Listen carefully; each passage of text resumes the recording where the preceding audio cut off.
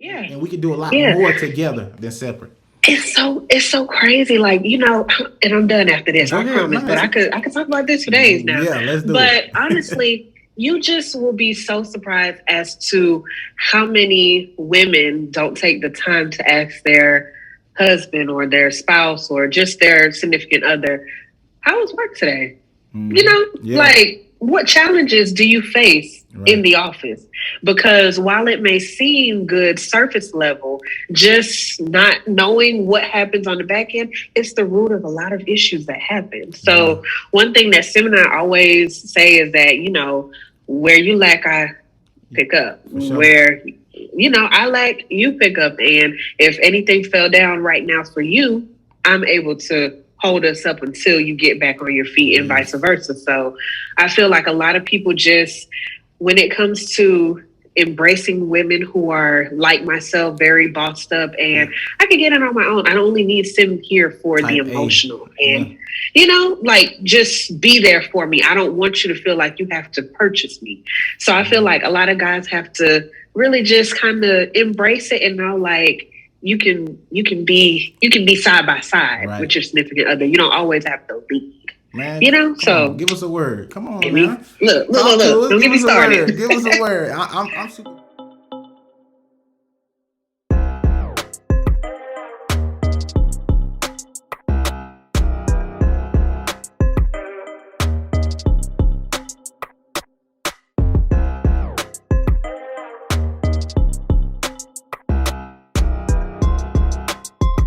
Yo, what's up, everybody? It's your boy Armand Lindsay back with another episode of Big Boss Talk, the podcast. Listen, I gotta, I'm super excited just to have her on the show. I was telling my wife, I was like, look, I'm gonna message her. I'm gonna see what she say. If she don't get back, it's cool. I get it. But she messaged me back, and I was like, oh, snap, we might can get this done. And so I was like kind of nervous and a little jittery. And my wife was like, relax, you do this all the time. And I was just like, but still, we watch her blogs. We keep up kind of with what her and Sim got going on. We watch the gang. Like, it's always good vibes. And so to have you on the show is an honor. It's a privilege, and hopefully, you have a great time on the show, and that we can really dive into a very good intellectual conversation and just give us an insight of what you do on a day-to-day basis and how you got to where you got from. So, Shanice, say what's up to the podcast. Hey, you guys, what's up? It's your girl, Shanice Alisha. That's what a lot of you guys know me as, but I'm just Shanice Springer. And it is an honor to be here, Armand. I'm so grateful for the opportunity, and I'm excited. Let's get into it. Let's do it. So, listen, for the listeners, I'm going to go off what Shanice sent me. You know how we like to do it. So, we got Shanice Springer, age 29. She's a digital content creator / influencer. The college she went to was Fort Valley State. She has a Bachelor of Science in Chemistry. Years in her profession is 6 years. So she got a lot of wisdom, a lot of knowledge. She done made some mistakes. She done, celebrated some highs. And so we really want to kind of get into all of that. But it won't be Big Boss Talk without going through our 2 truths and a lie. So Shanice, hopefully you can catch me in a lie. Now, I'm a study of the vlog, so I know a lot. But, you might get me on my toes. Let's see. All right. So I didn't want to share with the vlog, but I'm gonna just say this. Let me go ahead and mix them up. Okay. So I'm originally from Brooklyn, New York. I just bought a brand new 2022 Range Rover, and I have 2 siblings. 2 siblings. Okay, got you. So this is gonna be good. So I know for sure you got 2 siblings. You got a sister and brother. I don't know if you got any other siblings that's out there, but 2. I think that's a true. And then you said the Range Rover, and then the first one was you are originally from Brooklyn, New York. Yeah. Man. Cause I feel like you in your bag. So listen, the Range Rover might be there. So you gotta tell me. Dang. Okay. So look, man, I'm gonna go with. Dang. Okay, listen. So this is what I'm gonna do. I'm gonna say the Range Rover is the lie, but I'm gonna tell you the only reason why I'm gonna say it's the lie is because I think you getting it. I'm not saying you ain't getting it. I just don't know if you got it yet. maybe you saving that for like a little vlog to show people like, look, I'm about to go get this Range Rover. But I do believe you from Brooklyn, New York. I don't know if I hear it in the accent of your mom and your pops. I don't know. So I'm gonna go with the Range Rover as the lie. All right, you're right. Ooh. You're right. That's good. That's good. You almost got caught up. Hey, I was almost caught up because I was gonna go. I was like, Brooklyn, New York. I'm like, I don't know if she's from New York, but I was just like, I remember listening to like the conversation. I could kind of hear some of that northernness, you know, in your family and just the way you talk. So I'm just like, I don't know, but. You know, tell me about Brooklyn. So you originally from Brooklyn, New York. How'd you get to, you know, Georgia? I'm still trying to figure it out. My parents, okay? We didn't have any military, nothing going on, but just in lieu of having a better lifestyle, you know, us being able to grow up, more afforded opportunities with school and just being in the right crowds because it gets a little crazy in New York. So I've actually been in Georgia more than half of my life. I moved here in 7th grade. Wow, that's amazing. So what and then talk to me about the Range Rover thing. I know it's a lie right now, but is this something that we could be looking in the future? Not even close to it. I don't even want no Range. But honestly and truthfully, listen, my car is all the way paid off. Baby gonna have to break down on the sidewalk. Okay? All 4 tires gotta go flat. I can't get them replaced. The axle gone, time belt out before I even think about replacing her because the luxury of not having a car note is something like, man, it's top tier. Talk to me about it, man. I ain't there yet, but I'm almost there, but I can't wait till that money stay in this pocket. Freedom. That's what's up. That's what's up. Okay. So listen, man, we want to hop right into it. I do want to kind of give people a background story. So obviously, if you don't know, she's a vlogger, content creator. The way I kind of came about your vlog is obviously through my wife. I'm sitting at home. I come home from work. I'm just kind of like chilling. She got YouTube playing. She was like, I like this. I like this girl. I'm like, what's going on? Like, and to me at first, like I wasn't even into vlogs. So I'm like, what's going on? Like you watching this girl on a day-to-day basis, keeping track of her story. So I sit down and I'm just like, I don't know. Next thing you know, I'm like hooked. And I'm hooked because y'all always doing something. Is great content. The energy is like, and I want to commend you. I know people probably tell you all the time, like your friends and that energy that y'all have is like, by far like some of the best energy and best like chemistry I ever seen, and so it makes for like, you know, good content to watch just to see you guys have fun and flourish in your, you know, in your life right now. And so I sat down. Well, I appreciate it. Thank you so much. Thank you. Yes, and so I got hooked, and as I started watching, I'm starting to pick things up. So my wife was like, you know, I don't know if this is true, but I feel like we kind of similar. And the only fact is you're a Delta, my wife is a Delta. I don't know if did he work at like AT&T or anything like that? Yes, he did. He actually did. He worked at AT&T for about maybe 3 years, if I'm not mistaken, but he's been there. Well, he was there for a while. Got you. So, and then I worked at Verizon. So as you can, okay, like it was just weird. Very similar. Yeah, very similar. And I was just like, wow, that's crazy. Like what's the odds? But nonetheless, it's been great watching you and seeing you. But I do want to hop right into it. Tell me about your upbringing. Like I always ask this question to all guests, you know, did you know that you wanted to be a content creator growing up, or did you have other dreams and aspirations, you know? Well, I'll say this. I am from a Caribbean household. So education was the top of everybody's to-do list. It was top priority. You got to be a doctor, a lawyer, a dentist. You got to be in somebody's job until you retire. You have to get pension and 401k, all of that. Wow. So actually, I had always aspired to be a doctor, a pediatric doctor to be exact. And then once I got to Fort Valley State University, I actually wanted to specialize and become an OBGYN and start doing like the entire thing with just taking womanhood all the way from pre-pregnancy to natal time and then on to postpartum and all of that. So, I had always wanted to do that. I never in a million years would have thought I would have been a content creator and a YouTuber. Like, What? It's kind of crazy. I just started one to really show like my natural hair and give people tutorials as to how to get it functioning and what you can do to your hair, because I have a very different hair type and a lot of women don't get to glorify our hair. So when I say I just stepped out on a limb, I worked in the lab, I was on all the right tracks to go to med school, to get all of those credentials, to have an experience like up under my belt. And then I just started making videos and I was like, you know what, actually could save me a few Ks and I can do YouTube and make a few Ks. Okay. Facts. Man, that is crazy to hear. Understanding that, coming from that Caribbean household, understanding that education is always first.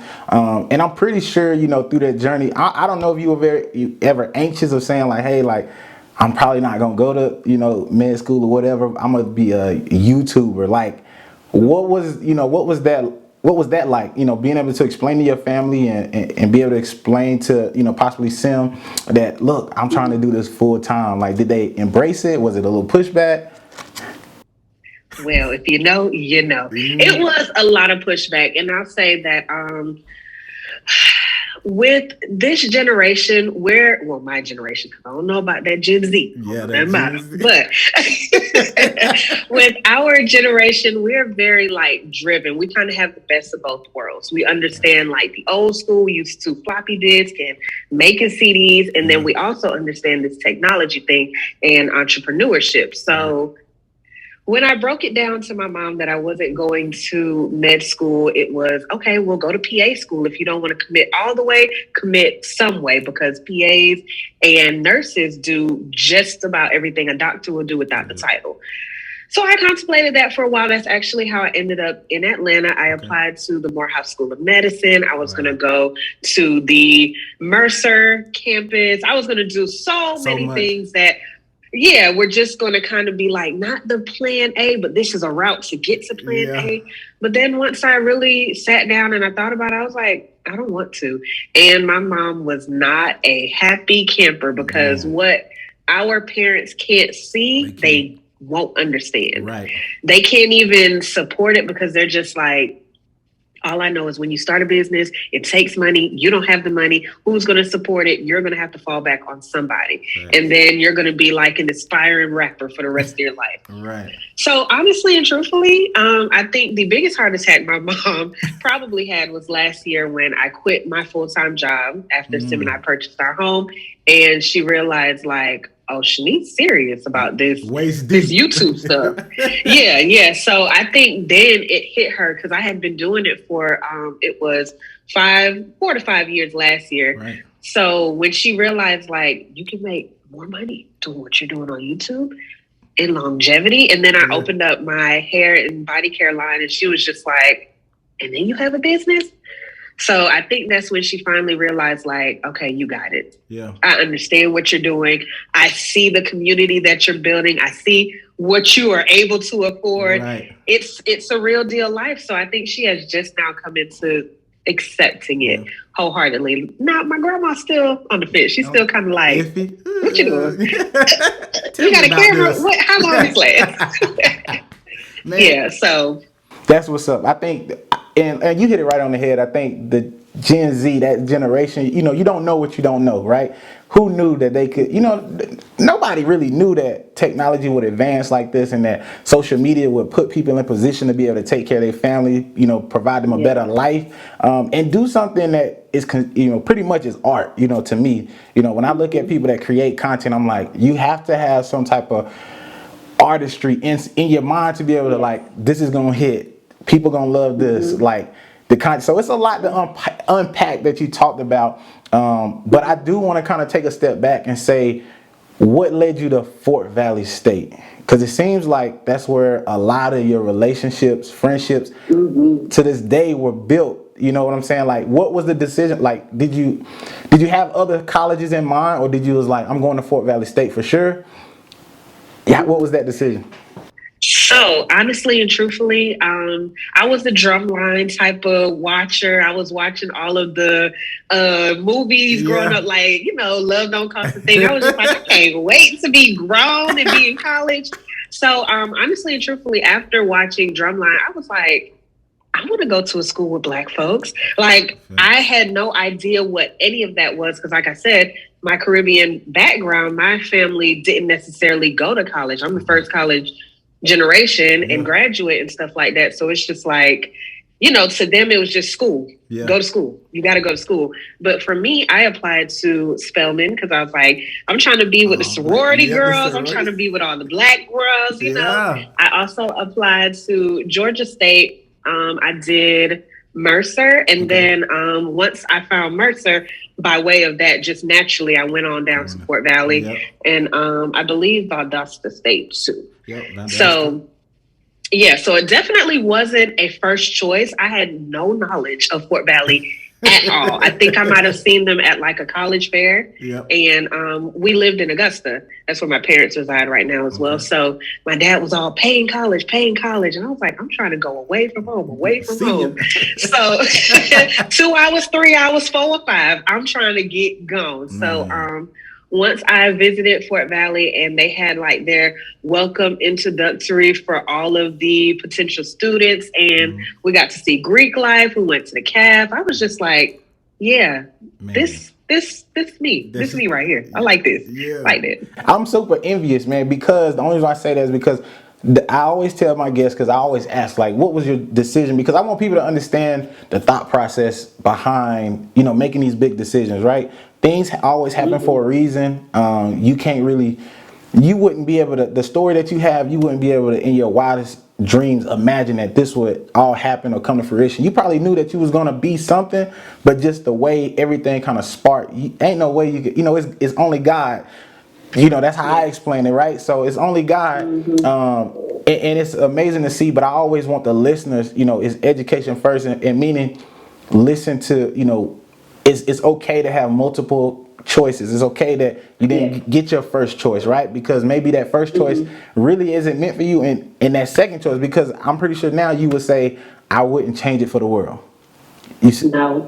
No, wouldn't. I met the love of my life, all of my best friends, my children's godparents. Like, anytime I need anybody, I can always pick up the phone and call. I have so many, like, just connections. Like, if I needed a job today, I got people I can lean on just off the strength of going to Fort Valley State. And then I pledged Delta. So then I have this big network of Delta now.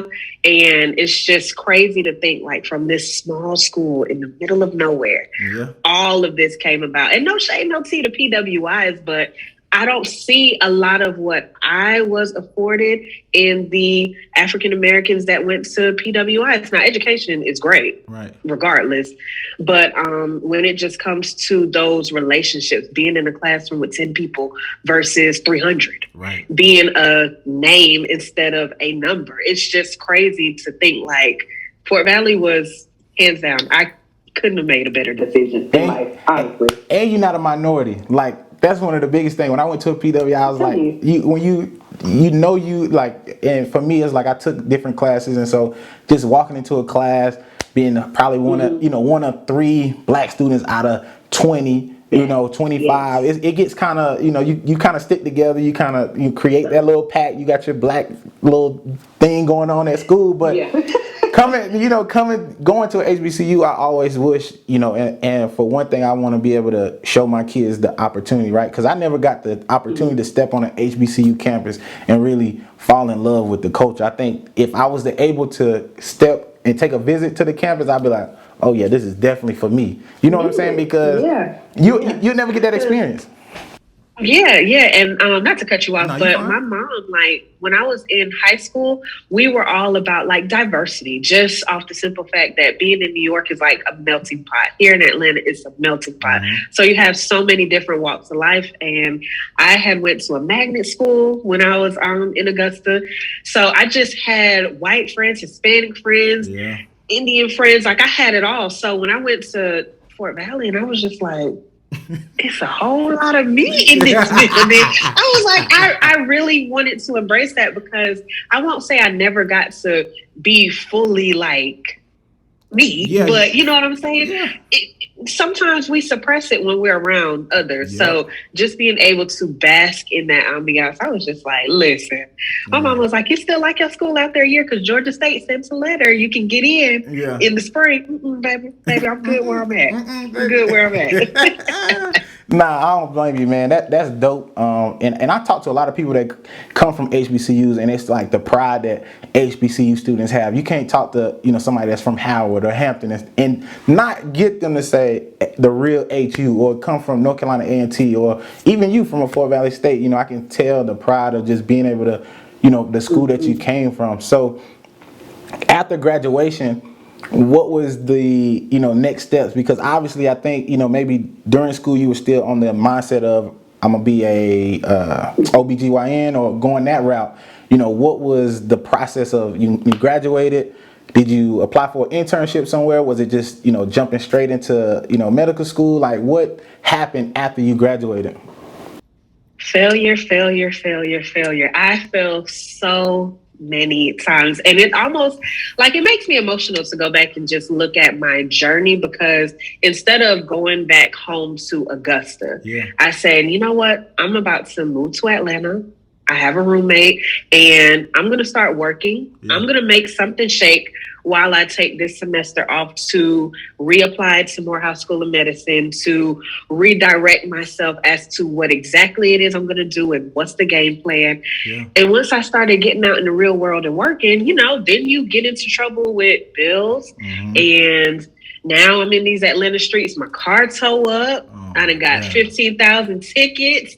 And just the list goes on. I'm working 2 and 3 jobs and just getting so caught up. So I lost a lot of my, what I want to say, direction when I graduated. I just jumped from the pot into the fire. And it was like, I could have gone home. I could have went to Augusta Medical. I could have had no bills at all. But to me, I never wanted the easy way out. And I love my mom to death, love my Caribbean roots to death, but they're going to embrace you so hard that if you're not smart enough, you'll get caught up in it.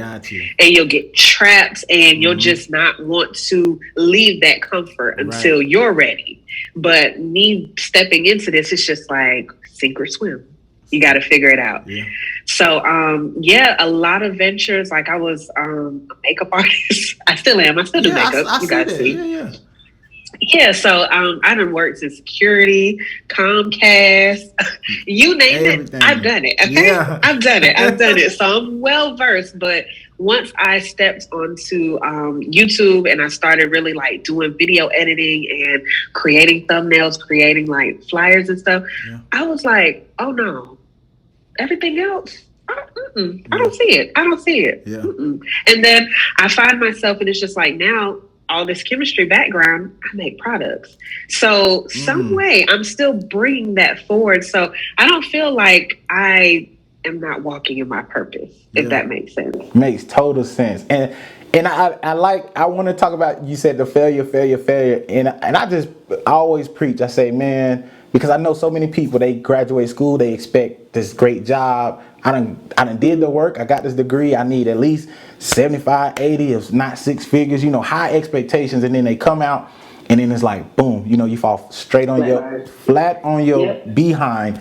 And so it becomes very depressing mentally. You have to fight through a lot. And I'm pretty sure you went through those moments where you were just like, what am I doing? Like, God, please send me a sign right now. A light, a direction, something. Drops of water right here to let me know you're still with me. Something. Because it got to a point where I actually, I moved home after maybe like a year and a half for 3 weeks, Armand, like 3 weeks. I just used to wake up every day, and that's when I started journaling, because I was like, you know what? If I talk to God in a more intentional way, let me write it all out. Like I used to write out my prayers, affirmations, all of that. And I told God, like, I'm going to meet you halfway. Just show me exactly what it is I need to pick up and do next. Because Augusta, I can't do Augusta. I can't do Augusta. And before I know it, one of my prophytes, she actually worked at a lab, and I was like, oh, let me just two and two together. I hit her up and she was just like, yeah, I'll get you in for an interview. 3 weeks after I moved to Augusta, I was back out. My mom was mortified. Hey, I believe it. I believe it. Mortified. Man, that's crazy. I mean, and I know about Augusta. I'm originally from South Carolina. My wife, she was I forgot what she called it, but she worked with Georgia Southern. So I used to travel from, Greenville, South Carolina to Augusta just to go visit because we did long distance for a little minute. And I used to pass through Augusta. I'm like, ain't nothing in Augusta. So I'm like, what's going on? And it's the second largest city in Georgia. That's wild to me. Nobody believes me because everybody's always like, Augusta's so country. And I'm like, y'all, Augusta is right below Atlanta, but you would think more so Columbus or Savannah or something because it's more popular. But Augusta is the second largest city. The only thing shaking for Augusta, though, is masters. Like, that's crazy. In the medical school. Yeah. In the dental school. I'll give it to them, but everything else. Run.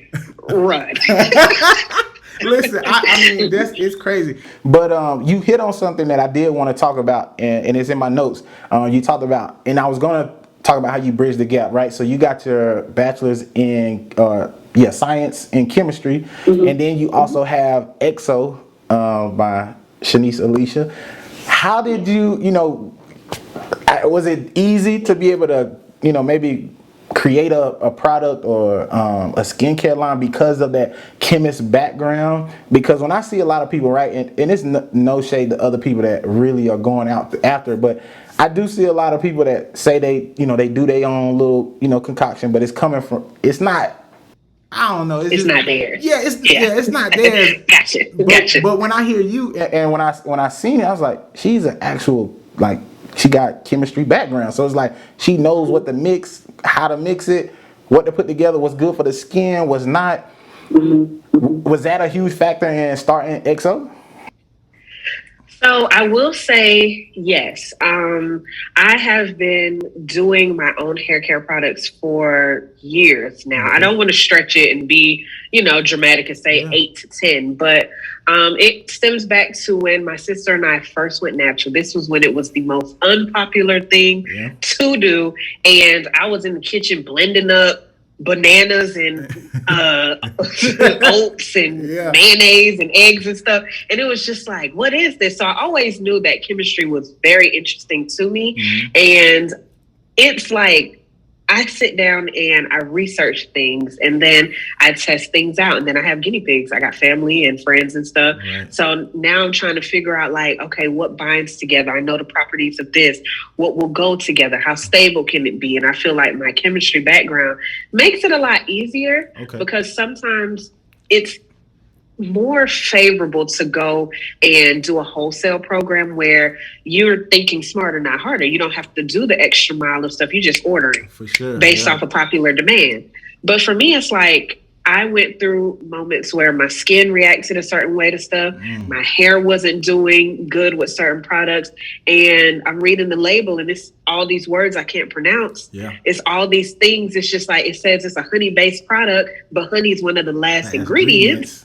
And if you know, the first ingredient is the component that's most of. So it's most prominent in the product. So when I started realizing that, I was just like, it's time out. So I just made myself a butter for my hair. I perfected it over a few years. And when the pandemic hit and I was sitting at home from the lab for a few weeks, I was like, you know what? Let me mass produce this. Let me see what people think. And it was up from like my first sale. I was like, Lord have mercy, Jesus. I ain't gonna be able to keep this up. And I mean, it's such a blessing, but I was like flabbergasted almost. I was just like, oh no, I can't keep doing this. And then I did it again. And here we are, like 15 products in, and we just keep going. Man, that is crazy. Like, and I seen, and the thing about it is we seen the product and it was like, you don't do, it's always when it restocks, right? So you make a batch, it sells out, boom. Y'all catch me when I'm ready to cook it up. You know what I'm saying? And I think that's super. I don't know if you did that on purpose or anything. You could tell me as far as like marketing, but I think that's the dopest thing because it's kind of like tell Feezy, tell, you know what I'm saying? Like they only gonna, once it's out, and then you gotta wait for the restock. So it's like people are more hyped up about it. Like, oh, when XO dropping, because I need to get a batch. Like, what type of, and I guess the question I'm trying to ask is, because you said it took off, do you think it's because, do you just think it's because you got so much love from like friends and family and like word of mouth? Like, you got to be a special person to drop a product, and then as soon as you drop it, like, boom, it goes out. When I say overwhelming, and every single time it sells out, I'm like, I want people to know that I am in here from sunrise to sunset, whipping. My feet are swollen. I can do up to like 150 products collective. So it'll be like 30 originals, 30 of the scented, like this size, that size, and stuff like that. So I be mixing, I be working. And when it sells out, it's just like, and then I need that time to regain my composure, get my inventory back together. So it's not by choice that I do my restocks like I do, but it just happens. So I will say the subscribers are the number one reason XO is in business.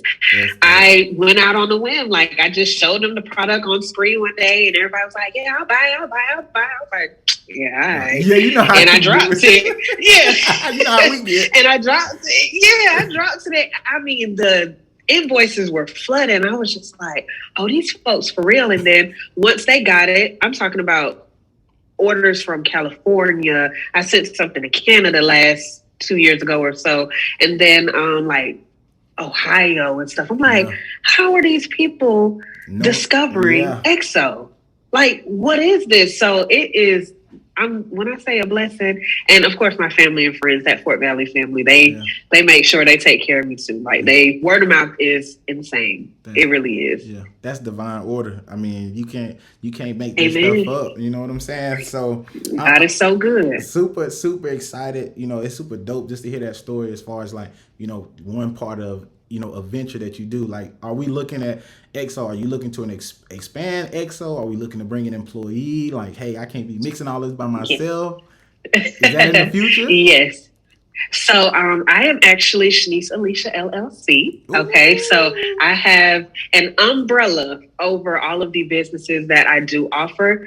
XO will be expanding. I do have one employee under my belt, and I am working on employing more. But for right now, I'm just doing contracting. So if anybody is familiar, that's just 1099. You get paid for what you do. You go home. We're going to dodge the IRS right now. But I do intend this year to get XO out of my house and into its own space.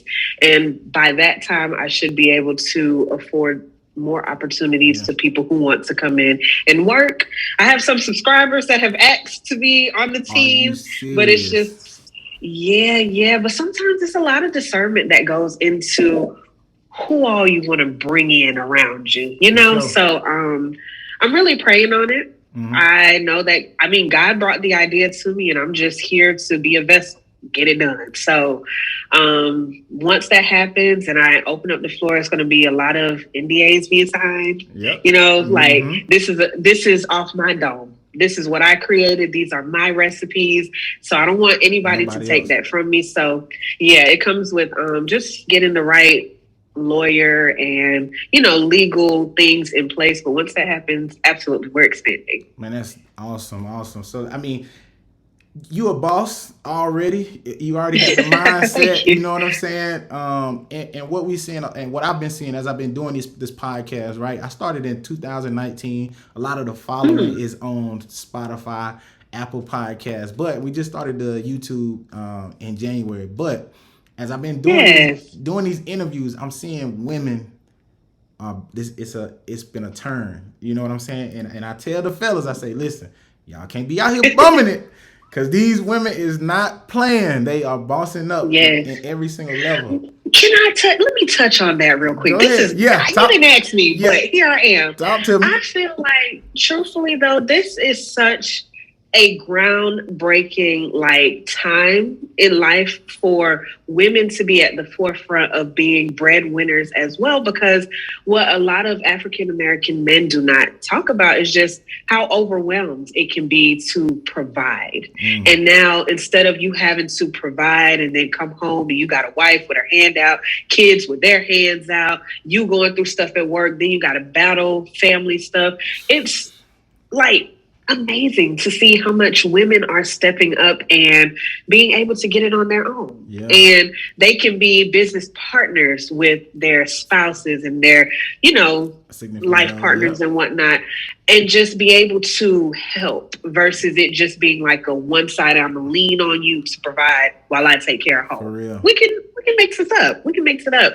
And I love to see it. I love to see it. Like, honestly, truthfully. I love it too. I love it too. And I just, like I say, I just want the fellas to really take advantage of this opportunity because, like you said, it is a lot to deal with. Me personally, I spend a lot of hours thinking of like, what happens if this was to happen? You know what I'm saying? Like, am I covered? Yeah. Can we handle it? Are we, built for it? Even though I know, God's watching us, God got us and things happen, but it doesn't stop the feeling as you're going through it. You're going to feel every single emotion when you go through it. And so I think it's awesome that you really made that point because I haven't heard a woman say that perspective. And I'm pretty sure a lot of women think it. I just never heard it. And so to hear that people are thinking outside the box it's not like, it's okay. Like we can help be a team. Yeah. And we can do a lot more together than separate. It's so crazy. Like, and I'm done after this, I promise. Nice. But I could talk about this for days now. Yeah, let's do it. But honestly, you just will be so surprised as to how many women don't take the time to ask their husband or their spouse or just their significant other, how was work today? Like, what challenges do you face in the office? Because while it may seem good surface level, just not knowing what happens on the back end, it's the root of a lot of issues that happen. So one thing that Sim and I always say is that, where you lack, I pick up. Sure. Where I lack, you pick up. And if anything fell down right now for you, I'm able to hold us up until you get back on your feet and vice versa. So I feel like a lot of people just, when it comes to embracing women who are like myself, very bossed up, and I can get it on my own. I don't only need Sim here for Type the emotional and, like just be there for me. I don't want you to feel like you have to purchase me. So I feel like a lot of guys have to really just kind of embrace it and know like, you can be side by side with your significant other. You don't always have to lead. Man, so give us a word. Come on, man. Look. Don't get me started. Give us a word. I'm super grateful, man. My wife, she probably asks me every day, like, how's work? I came in today, how's work? But see, and this is where I need to get better as far as like just being able to tell how I actually feel, because I feel like sometimes if I tell her, she might worry. And I was like, I don't want you to worry. You know what I'm saying? But in times when I do, say like maybe how I'm feeling or if something's on my mind, it feels great to just release that, that mental pressure. And it is awesome. So shout out to you and Sim, man. Like I said, I see you guys working as a team. And that was going to be my next question is just like, how important having Sim along with you through this journey has it been? Like what role has he played during this journey? I want to give Sim the credit because I like my man is solid, man. I love what you did with the wedding as far as like asking his sister going. That was the most coldest thing I ever seen. I was like, man, that's so thoughtful. So tell me about that. So when I say Sim is my right hand, that's my business partner. And I want everybody to know marriage is a business. Yeah. Okay, get ready to sign up for the job. Okay. Yeah. But I will say that Sim plays a very important role in just supporting me, because I wouldn't be able to do what I do if I didn't have a supportive spouse like him. Because I'm always there with the harebrained ideas as to what's next. He has seen me pull all-nighters, editing YouTube videos, leaving my laptop up, going to the lab, busting down a double, coming home, putting on makeup for 2 hours just to film. And he's watched the good, the bad, and the ugly. I'm always going to come on camera and be real, but sometimes, like, y'all wouldn't know exactly what's going on. And I'm very good at just knowing what's to share and what's not to share. So sometimes you just got to buckle up and bear while you get your job done. So when I told him that I was going to quit my job, he was probably looking like, there she go. There she go. There she go. There she go. And you know, it is something that we talked about for about 2 years, because I said it for the first time in 2019 after like a vacation vlog went viral. Yeah. I was like, oh yeah, wrap it up. I'm gonna go. Okay, I'm gonna give me a box. But we knew we wanted to purchase a home to be in the best standing and most competitive. And then he was just like, you know, I support it. So Sim takes my pictures. He'll set up the camera. As people have seen, he's filming now. And a lot of people, you know, I get a lot of trolls that say like, oh, he doesn't look interested. Why are you forcing him to be a part of the life? Have you a man that's of little words, okay? Because everybody's so accustomed to these YouTube couples. Like, you can have a man that's chill in 2022. You can. So Sim is, you know, like, he's always there. And I feel like that's probably the biggest reason why I'm able to do what I do. Because if I was by myself, I'd probably still be at a job, okay? While I do this. Just for the simple fact of stability. Yeah, I love it, man. That's awesome. Like, I look at Sim and I'm just like, man, dude's doing it all. I know somebody got to be recording this stuff and putting it together. I see y'all got the cooking channel going. You know, I'm not a real good cooker, so I might have to try that the little recipe y'all did the first time. So I'm gonna have to get on that. But that's awesome to hear. And I think it's important that you know, I love that you shine light on Sim and how supportive he's been, because a lot of people wouldn't support, you know, saying like, I'm gonna quit, you know, I'm gonna go YouTube full time. You know, some people may look at that and be like, whoa, are you crazy right now? You're a liability, and I'm not for it. So, right, but for real, you know, that didn't come across as, you know, his mind. I mean, he didn't stress over it. He was just like, I know you got it, you built for it, let's do it. I'm with you. So that's awesome to see. Going from that, and then let's just going into the YouTube. So I did do a small poll on my try to get something together on my Instagram as far as like questions to ask about YouTube, because it's one of those things that's popular, right? I ain't gonna say popular, but it's popping, and it could be very saturated as far as being a content creator. When did you know you had the sauce? I'm not really even sure when I discovered it, because let me say, from 2018 to 2019, I was manifesting 10K, because I was just like, okay, you know, like, I'm putting up these videos, and every time I put up a video, even to this day, I want it to be better than the last one.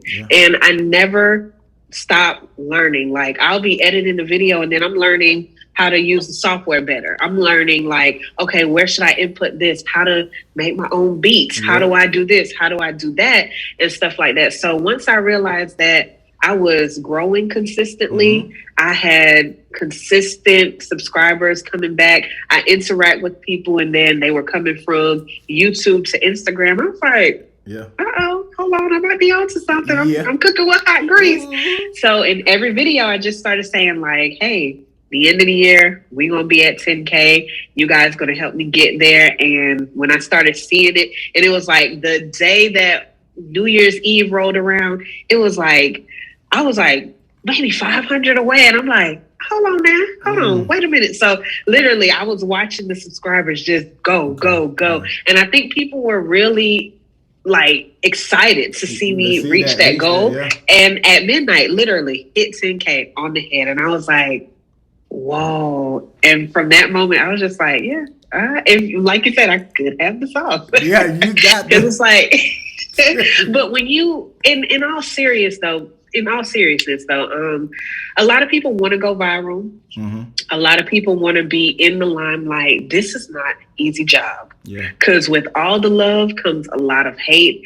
And I know it seems like being a content creator, being a YouTuber, being on TikTok and creating these videos are like the hit. Yeah. You have to put the work behind it. You have to manifest and pray behind everything, because if you don't, you get lost. Yeah. And that one viral video, you take that to your head too much, then you just like, you don't know where to go next, right, because you weren't expecting that outcome. And now that you got it, what you gonna do with it? Right. So it comes with a lot of like, I will say, content planning. And I interact with all of my subscribers and followers. I think that's something that has helped me stay as relevant as I am. Yeah. Because if it takes me 4 weeks, if it takes me 3 months, I'm going to write you back. Yeah. I am. But it just, a lot of people don't do that. And I feel like that kind of separates me from the masses. Mm-hmm. So, you know, like, it's good to have the sauce, but I want people to know that on the back end, you got to be mentally like equipped to handle what the sauce comes with. Cause it's hard, man. And I can kind of tell, like, just seeing, you know, the content, like you got to have something to bring to the table. You know what I'm saying? You got to be creative in the sense of why do people want to watch this? You know what I'm saying? You got to be watchable, and you got to be, you know, that can be liked. When you do videos, do you try your best to just say, I'm gonna be my natural self? Because some people can get caught up and say, I'm a show out to see how I can take it. You know what I'm saying? I don't know if you ever had that moment was like, oh no, we're gonna try this, or you just like, no, let me reel it back in, let me be myself, and keep the content that what brought people in. So I will say this, in fear of like my family getting a hold of certain things, I was very commercialized when I first started. So it was like hello, welcome, this is Gatorade, you know, like I was a little personality, but since I was just doing like hair videos and stuff, I didn't really have to show much of my personal business. And a lot of that I kind of like to still, I'm a Virgo, I like to still keep that to myself, because once you let people in, they in. And people didn't even know, like, for instance, we were buying a home. We went through the entire process. I vlogged by every day, and nobody knew until we dropped the house video, and everybody was like, dang. You know? So I will say that I have not once gotten on the camera trying to be anyone but myself. Hence the bonnets, the scarves, the wig caps. I mean, once I kind of got to like 4K and I started vlogging, I had to have a hard conversation with my mom. I cuss. You taught me how to cuss because you cuss. So, what, you surprised? Are you shocked? Yeah. Are you shocked? So I literally had to tell her, like, I'm an entertainer. This is what I do. I'm entertaining the folks, and I can't be anyone but myself. So if I say a cuss word in the moment, I meant that. I was cussing. Yeah. I was cussing. That's what I did. So once I really started to open up and show more of the relatable side, because a lot of influencers and YouTubers, they get to statures where they're within reach and then they just leave. Yeah, they just leave. So they're out of reach. They're out of like the relatability realm. And it's just like, I don't want to be that. Yeah. Girl, I can wear a bonnet too. That's why I be telling folks in the comment, girl, put your wig cap on. You know what I'm saying? Like, it's okay. You don't have to be prim and proper. And I think that's what people really like and respect a lot about just my channel and what I do. Yeah. And honestly. And you influence a lot of people. I mean, watch the story and like the hookah thing, right? That has caught on with the thing in the inside. I'm like, is that not the wildest thing ever? I'm just like, wow, like it's really catching on. But then I find myself, because I'm in Houston, so I'm like, if I'm out and I'm getting a hookah, I'm like, should I do it? But I don't really do it just because I don't wear watches or nothing. But I'm like, that's smart. You know what I'm saying? When you think about it, it's just like, you never lose your tip. Yeah, you never lose it. And so, but I see people catching on, and then they tag you in it, and it's like people are watching you. It's the craziest thing. Does that ever, do you ever get used to that feeling? Because, like people just, and I guess what I wanted to lead into is you talked about making sure you don't show too much of your personal life, right? But you do show, I think for the most part, you show a lot as far as like with the friends and just business things. Do you ever get scared, nervous of like, I'm showing too much? Do you ever have that fear of just like, maybe I should not show everything? Or is it just like, it's a faith thing, like, listen, we got it? It's a catch-22. And that's why every single day I pray for discernment, because God, what you allow is what I would do. Editing is a big part because I edit out a lot, because sometimes like we are fickle people. Human beings are fickle. We change our minds a lot. So being over opinionated about some things and oversharing in other ways, it's just like, once, if it's out there, people are going to hold you to it because it's there. Right. So I do find myself just sheltering some things. And for example, my husband's family is one. I just want one thing to myself, one thing.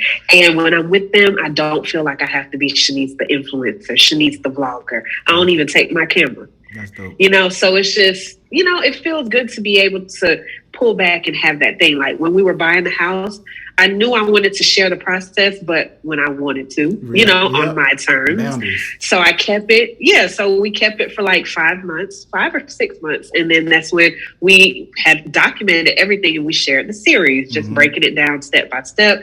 Even when it came to like how Sim and I met and everybody wanted to know that story. Yeah. It's like, why y'all want to know? Yeah. We're together. Does it matter? But then, like, when we shared the story, it was just like, do I really want to tell them what we started off as? Yeah. Because then, you know, I don't want nobody in our marriage in our business, you know? So you got to pray. Yeah. Every single time I get ready to turn on the camera, it's just like, God guide me through today. As I film, as I entertain, as I share my life. I am somebody who, I might take somebody out of like a mental breakdown. I've had so many messages, like people tell me like, I contemplated suicide today, but just watching your video. Whoa. And that's heavy. That's heavy. And they'll be like, you know, just watching your video, it just made me feel better about everything. So tomorrow's going to be a better day. And I'm just like, yo, this is wild, you know, but it's just real life. And I'm grateful that I can serve as that. And I feel like I came to this by way of God, not by way of anything else. So whatever he has for me, like I'm standing on this platform and that's my purpose. That's what I'm supposed to do. I'm just going to do it. So if God says share it, I guess I got to share it.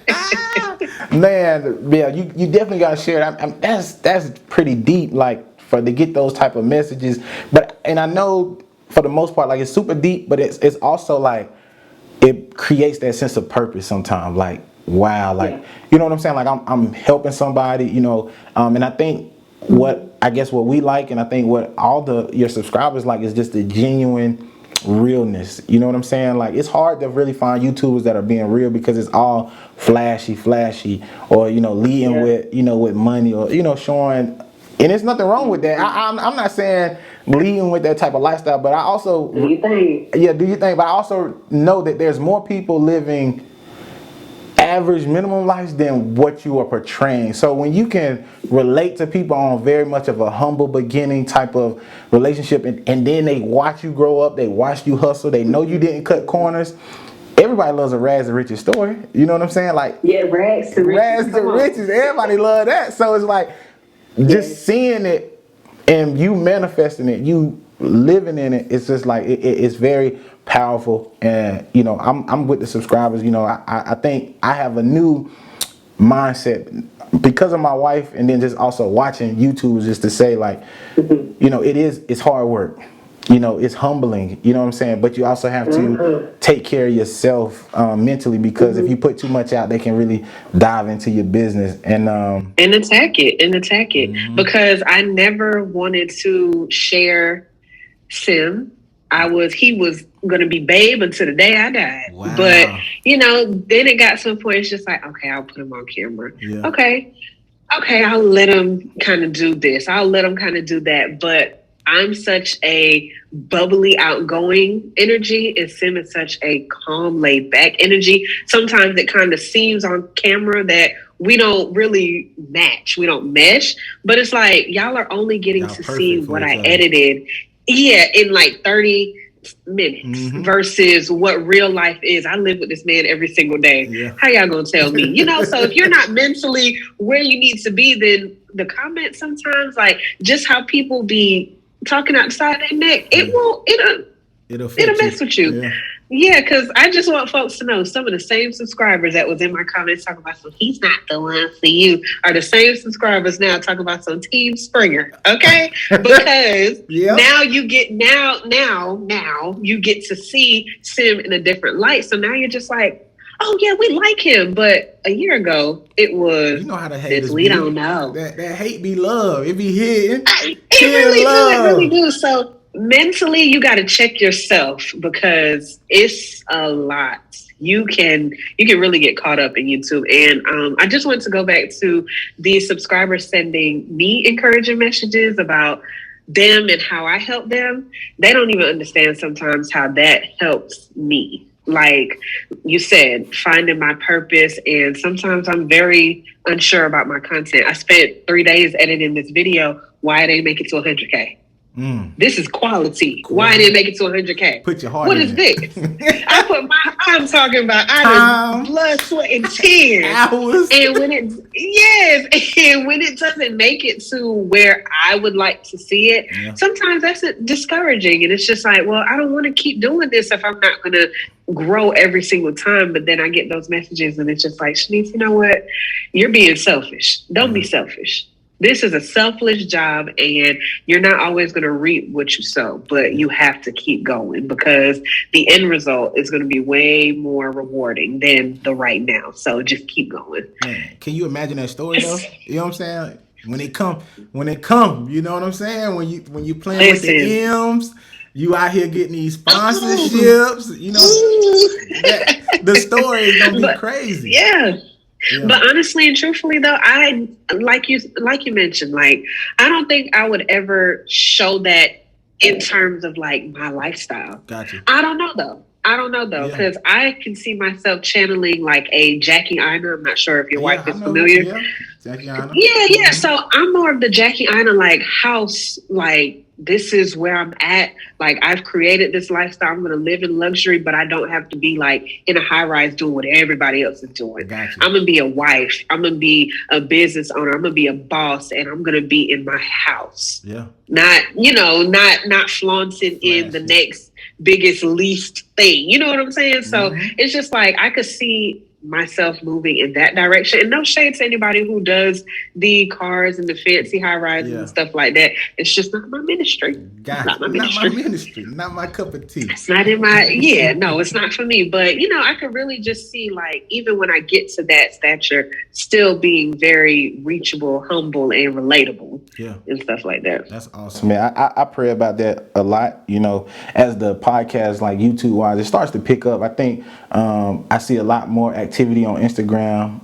The YouTube, it takes time for people to really sit down and watch. But I feel like, what I'm trying to do, and I just try to tell people, like, I want people to see other lifestyles, other careers, so they don't get in this typical, we don't know what we don't know. So I can't tell somebody that's, living that type of lifestyle, if they haven't seen an option that they could be a content creator, they haven't seen the option that they could be a marine biologist, a veterinarian, an astronaut. Right. You know what I'm saying? Right. Like, I want people to start speaking that. You know what I'm saying? Everybody don't have to be a ball player, rapper, all that good stuff.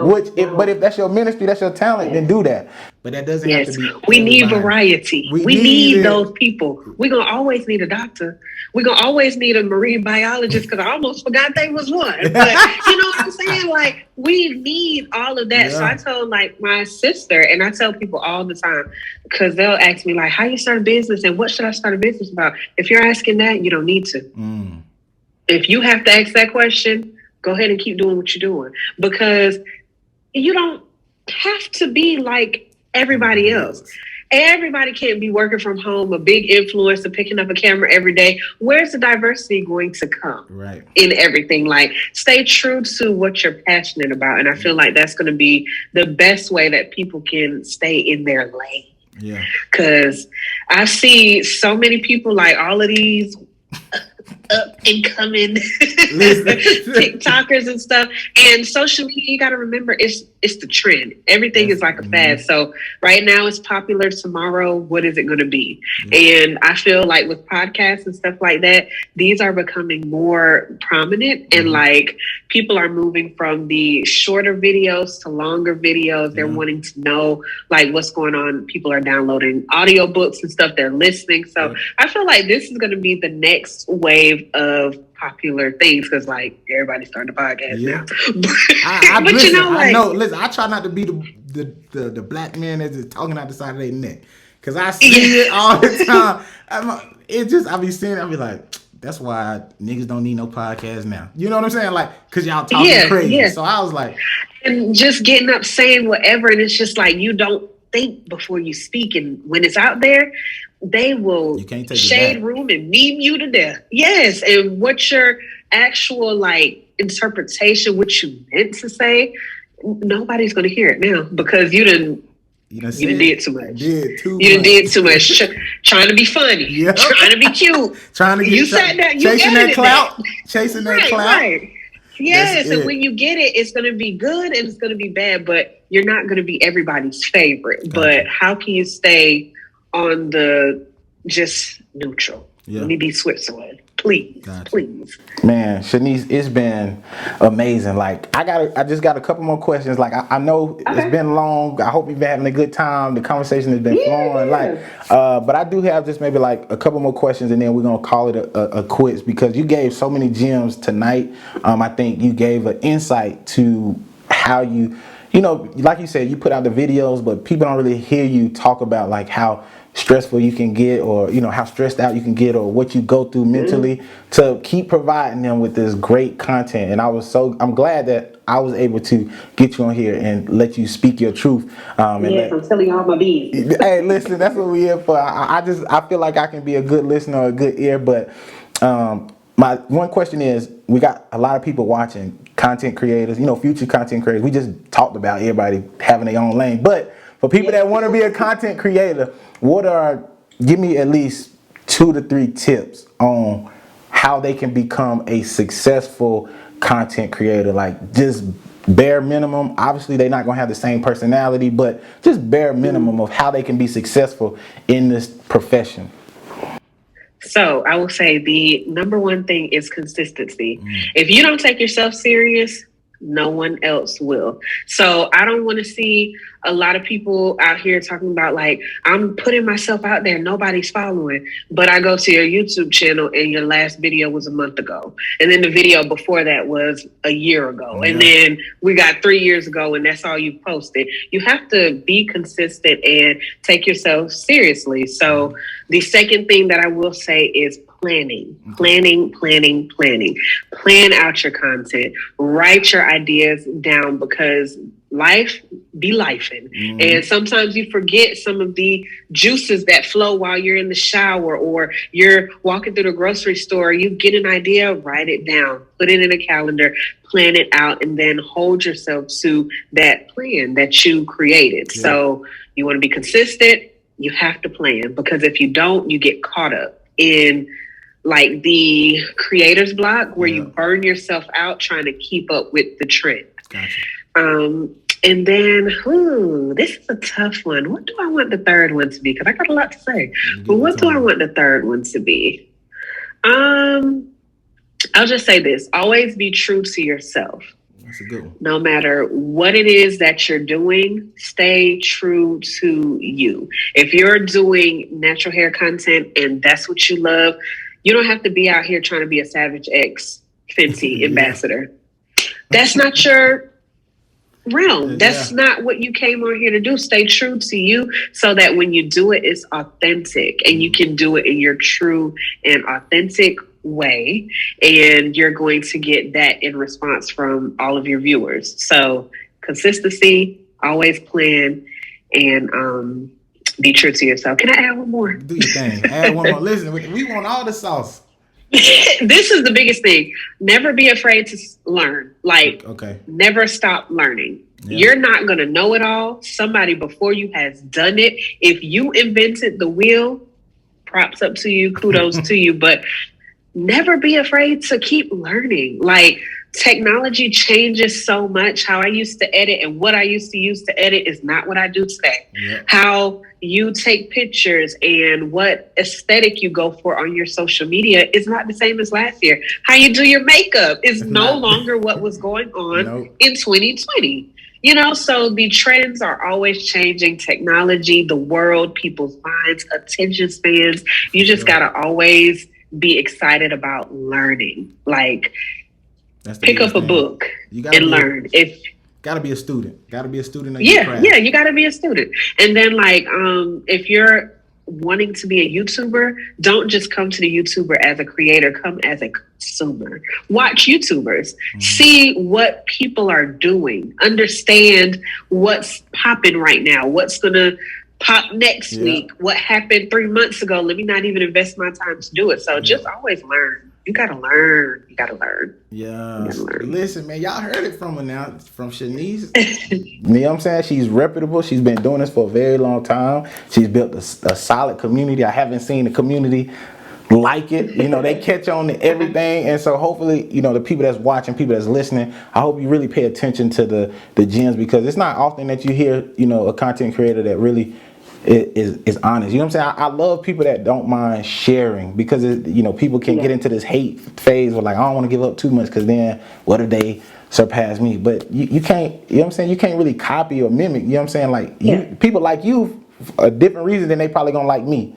You know what I'm saying? So me sharing my information to you ain't gonna hurt me. It's only gonna either make you better, we can collab together, and something that's gonna come great out of it. And what God has for you is for you. What God has for you is intended for you. Can't nobody else see it. Can't nobody else touch it. So I honestly, when I get somebody to come and film me and edit for me and do it for me, I'll sit down and create a whole playbook about how to be a YouTuber. I don't mind sharing anything. Anybody asks me, I am an open book, because nobody gave me the game. I had to figure out the game because I have a hunger for it. I'm hungry. I want to hustle. I want to get it. I want to understand it.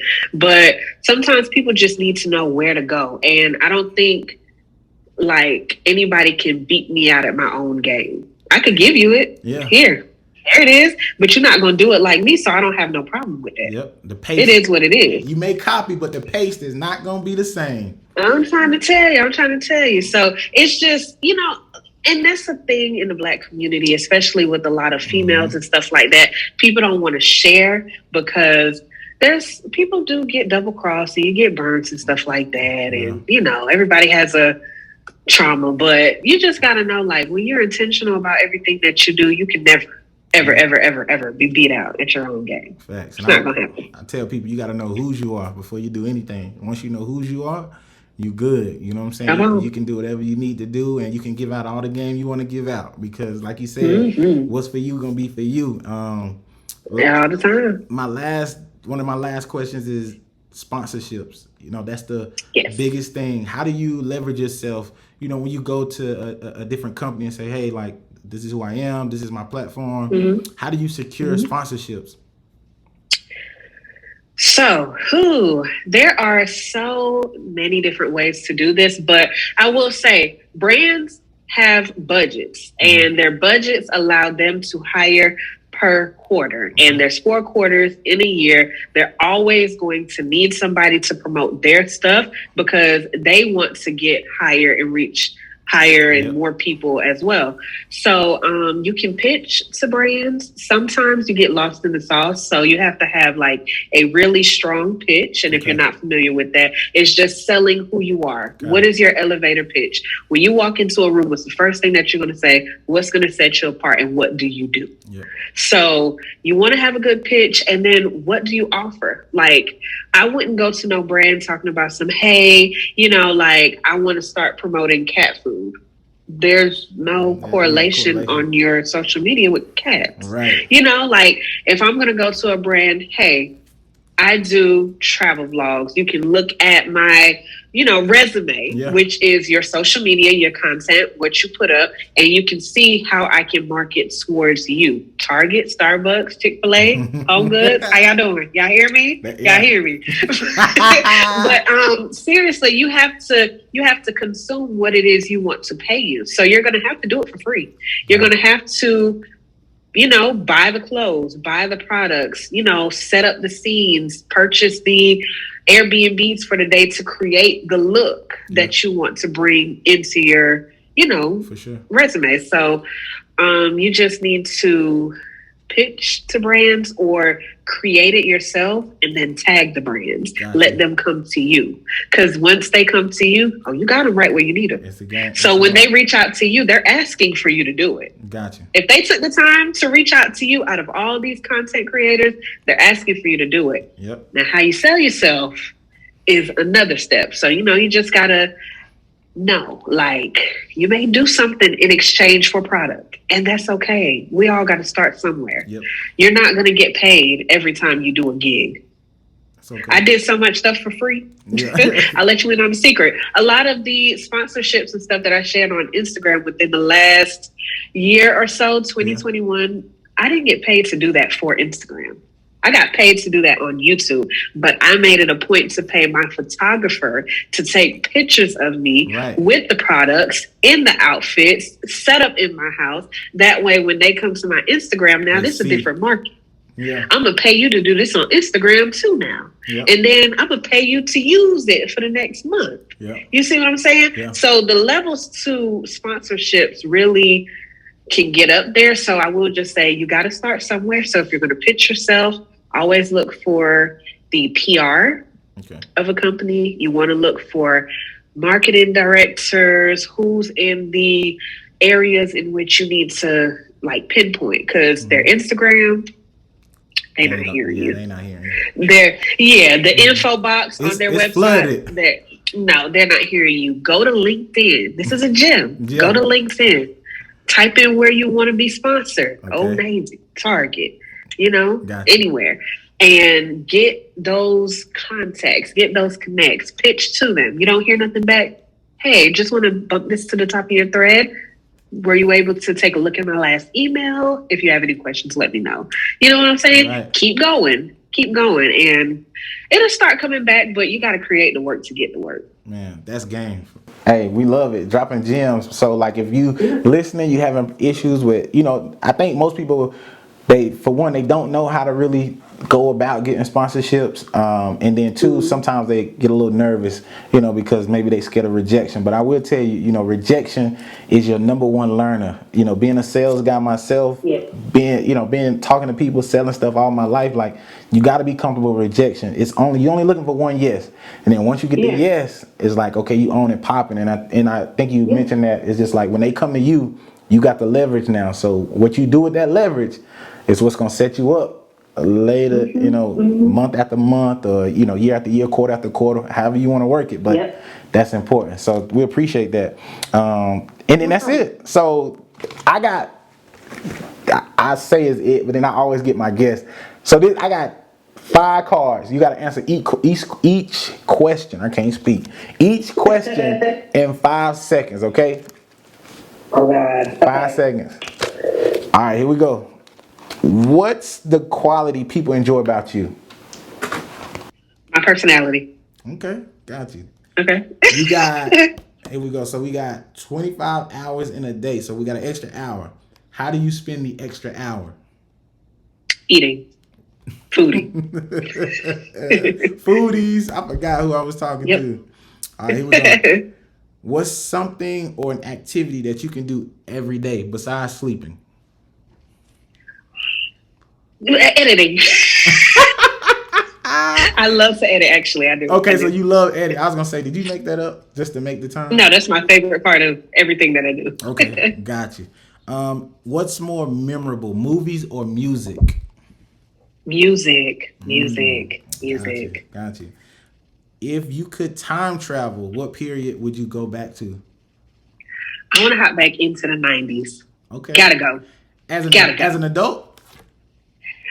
I want to be an adult. Yes. I want to be with the fashion, the looks, baby, just the vibes. I want to be an adult in the 90s. Not a 90s baby. I want to be an adult. For sure. Full grown. They say the love was different in the 90s. The music. Man. You know what I'm saying? Man, I need some of that. That. Okay, cool. And then last one, your favorite TV show to binge watch? Power. You a Power fan? Yes, I've been watching Power. I'm on like season 6 now. Started all the way over. Man, I'm a huge Power fan. I watched Sick. everything from Power Force to Reek, so I love it. Mm-hmm, I don't mm-hmm. know. I just it's a Yes. great show. 50 did his thing with that one, so he He did sure good. did. He went from a rap. See, he went from a rapper to a whole. What is 50 now? Like he's a A mogul. mogul. Okay, he's doing what he got to do. He up there with Diddy and them And then he boys. throw his music in there too. He throw his music in the episode. And people Hello? sleep on 50. 50 got They don't them even hear him. bangers. They don't even hear him. I got them bangers, man. Like I said, Shanice, it's been a pleasure. It's been awesome. I enjoyed the conversation. I learned so much. I think the listeners, the subscribers, they're gonna learn so much. Hopefully, what I will say is, I don't know if you can email me, maybe your tags for like all your social media. That way, in the description, I can tag it. Also, when I do the YouTube, I mean not the YouTube, but Instagram post, I can make sure that I tag the right, whether it's EXO, whether it's, your personal, whatever, I can tag just to kind of get my viewers, my people onto you. I think that I just want to be able to help in that type of way. And I just thank you for just saying yes. So it was awesome. And your phone died. Jesus. You see how the devil tried to come in and cut us off? No, man. Yeah. It's saying low battery mode. Had to put it on. Gotcha. But no, Armand, thank you so much for this opportunity. I know I can be a headache when it comes to responding to emails You because busy. if you know. Mm-hmm. But this was amazing. I love to just kind of put people on game, really open up and show people a different side of myself. Because I'm not all entertainment. I'm really about my business too. So this was great. This was great. If you ever need me again, just hit me up. You know how to reach me. And I'm just open to doing more of these. If you ever have like a sit down set, call me up. Because I would definitely be in Houston. Okay. So, right alongside you. That's what we're working on. So I actually got hit up the other day by somebody that I reached out. They actually kind of do music, but they pretty good. But they were just like, hey, can I come to Houston? Like, I need a reason to come out there. And I'm like, it started to get me thinking, because the only reason why I started doing virtual is just because obviously I can't fly and go everywhere. Hopefully as we grow and develop, we can do that. But I was just like, people come to Houston all the time. So I'm just like, I need a little spot where if they come, a gang of people come and we want to just sit down, chop it up, I need to get that spot. So it's coming. So if you are ever in Houston, and if you need to know the spots, you need the UNCM need to know the gyms, we got you. You know what I'm saying? We know y'all like hookah. I done been to Houston. Listen, I done been to Houston twice. I'm giving it one more time before I say I'm never coming back. But hopefully. Oh, what you mean never coming back? You didn't like it? It's just, I think it was just, we had all the right spots, just the wrong days that we was going. Like, we was just hitting the places at the wrong time. Now, we went to Seaside, and that was a vibe. Listen. A vibe. Turkey Leg Hut we've been to. Is it The Address? The Address, yeah. That's like a... Yes, we've been to... Address is like it's almost like a club, but you got to have now, I don't know when you got to have a section. Now listen, I'm going to tell you. I'm going to let you on a little secret.